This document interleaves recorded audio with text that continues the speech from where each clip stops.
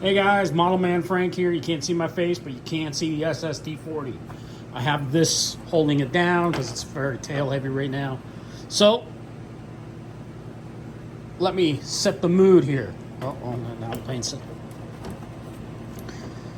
So let's set the mood. I've got a motor mount attached to the front of the aircraft.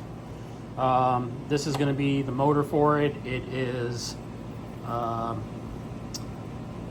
D-Power Series, flashhobby.com.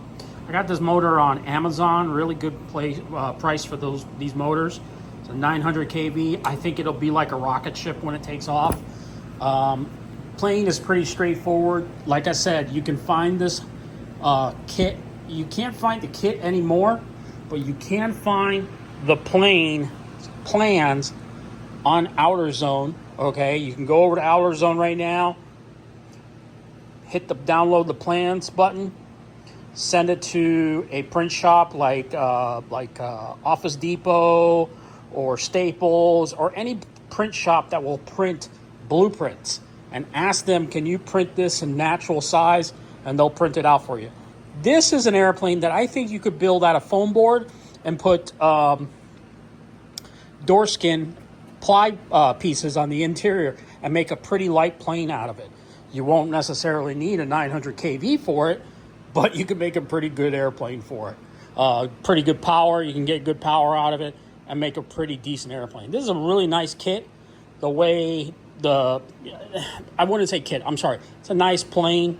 The build is pretty straightforward. I've had to do a lot of guessing on it, but you know what?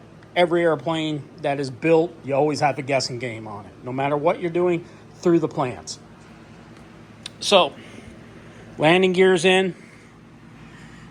As you can see right there, that's the way the landing gear sets inside with this little tab here. The landing gear is actually set backwards. So you would actually bend it into place and then stick. You got to use epoxy. Don't try and buy the stuff. If you really want to use epoxy from Lowe's or Home Depot, make sure it's the 2-part epoxy that you mix up and then you slap it together. So that's what I did. Got to let the stuff set for at least a day, okay? If you live in a cool climate and you're working in your shop, let the coolness of the shop, let it set overnight. Make sure it's all set up. This was a little bit of a problem to get it done. I had to actually put tape on these pieces here so that the landing gear would set back more. Nose gear is pretty straightforward. It didn't come with these dowels. I had to add those. So the landing gear would actually set forward away from the firewall itself. You gotta remember, this was supposed to be a gas-powered airplane, so I had to make my own setup here for that. I think a 4S, either a 33 or a 4000, will probably do well for this aircraft. We'll see how that goes.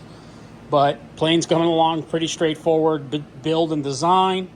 I'm thinking, I'm not sure what I'm going to do for the wing. I'm thinking of bolting it on. Because the thing is rubber bands, it's so old-fashioned. I think bolting the wing on, I mean, you can see the way it's set up. I think bolting it on would be a whole lot easier. I'll just put 2 dowels here and then put 2 screws here, and I can bolt the wing on. For sure, I'm going to make this area here an opening so I can fit the battery in and make sure that the battery sits up front, because it definitely does need weight.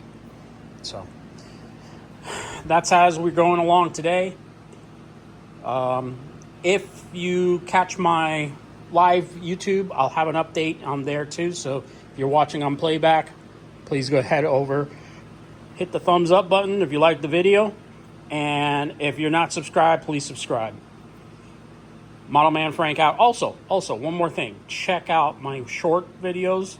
I've got a lot of different short videos if you love aviation. Again, have a good one. Model Man Frank out. See you later.